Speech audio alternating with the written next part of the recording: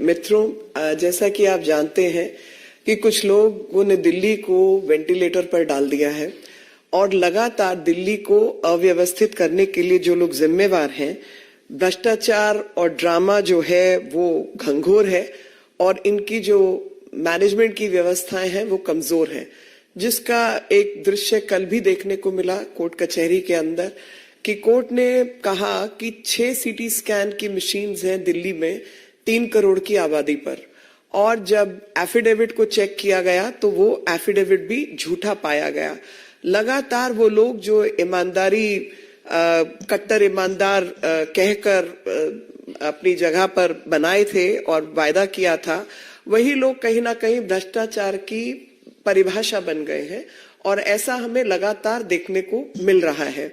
और वो चाहे अगर मैं आज हेल्थ इंफ्रास्ट्रक्चर की बात करूं, जल बोर्ड की बात करूं, 5 समन ईडी के अवॉइड किए गए हैं और उन 5 समन्स के जाने के बावजूद भी ये व्यक्ति जो है ईडी के आगे नहीं गए और किसी भी स्वास्थ्य सेवाएं जो है किसी भी राज्य की रीढ़ की हड्डी होती है और ऐसी रीढ़ की हड्डी को मजबूत करने की बजाय लगातार बर्बाद करने का काम किया।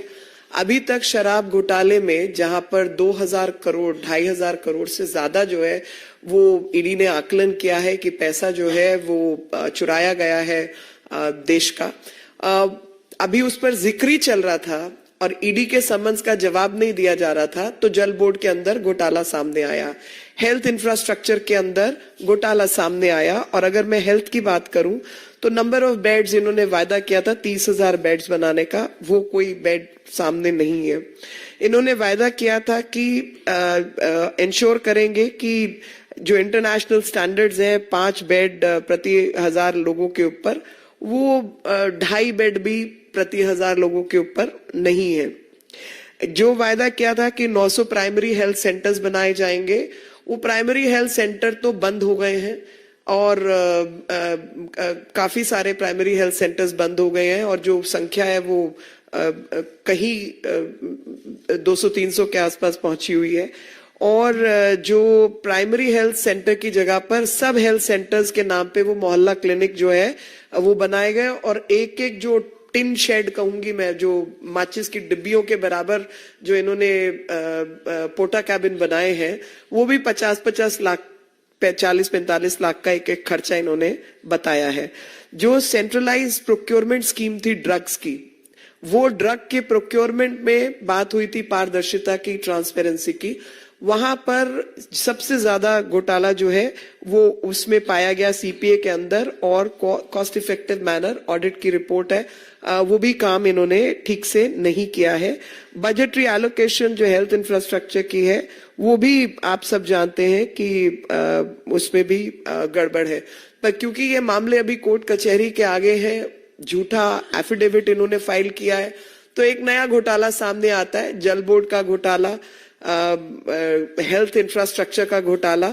और इनके जो आज ईडी ने काम किया है, जो आप ही लोगों के माध्यम से जो हमारे सामने कुछ डिटेल आई है, उस डिटेल में यही पता चला है कि इनके 2 लोग जिसमें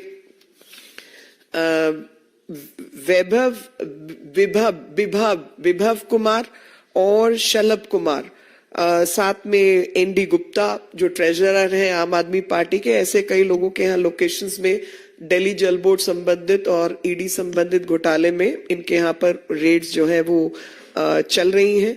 और जो पर्सनल सेक्रेटरी है वैभव कुमार दिल्ली मुख्यमंत्री के, वही इस मनी लॉन्ड्रिंग केस में इन्वॉल्व हैं। मैं आपके माध्यम से ये बात बताना चाहती हूं और दिल्ली की जनता को खास तौर पर कि 5 समन आ चुके हैं।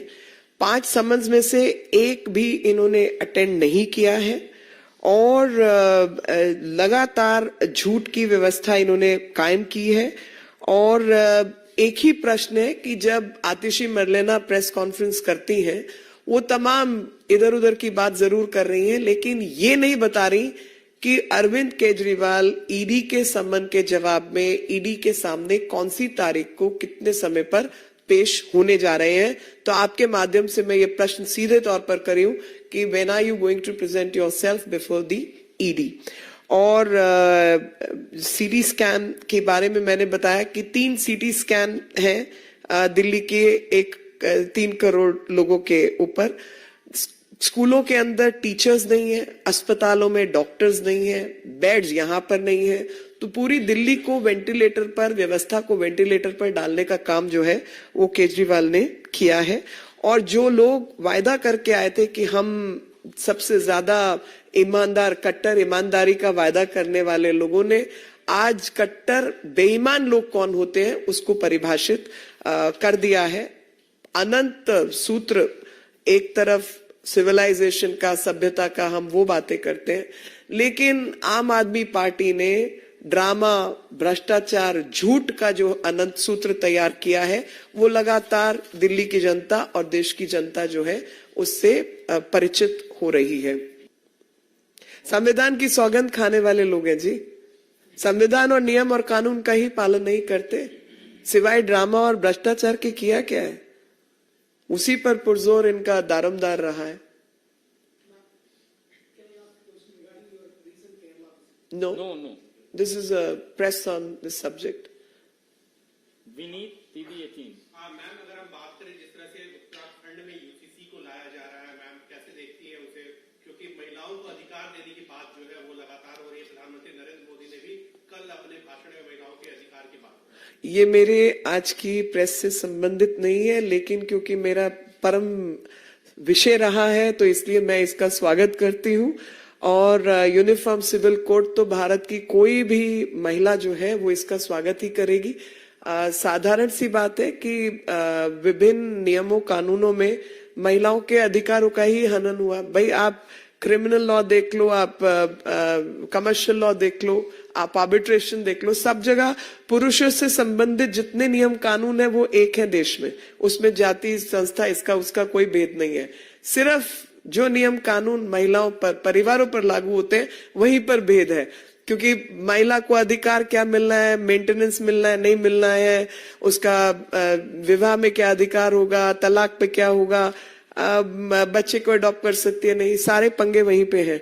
तो इसलिए जो भी नियम लिया गया है और यूनिफॉर्म सिविल कोड की बात देश में लागू होने की बात है, तो ये तो संवैधानिक एक ड्यूटी, मैं कहूंगी कर्तव्य था, जो संविधान बनाने वालों ने भी इस पर कई बार चर्चा की और उसको एक ड्यूटी के रूप में और आने वाले भविष्य के एक गाइडिंग प्रिंसिपल के रूप में छोड़ दिया गया था कि एक समय पर ये पूरा होगा। तो ये अपने पूर्वजों का वायदा पूरा करने का काम जो प्रधानमंत्री जी के नेतृत्व में हमारी सरकार और पार्टी के लोग और धामी जी ये सब लोग कर रहे हैं, मैं इनका स्वागत करती हूँ और हृदय से अपने पूर्वजों के बिहाफ पर भी कि वो सब इनको आशीर्वाद दे रहे होंगे कि जो कहा सो किया।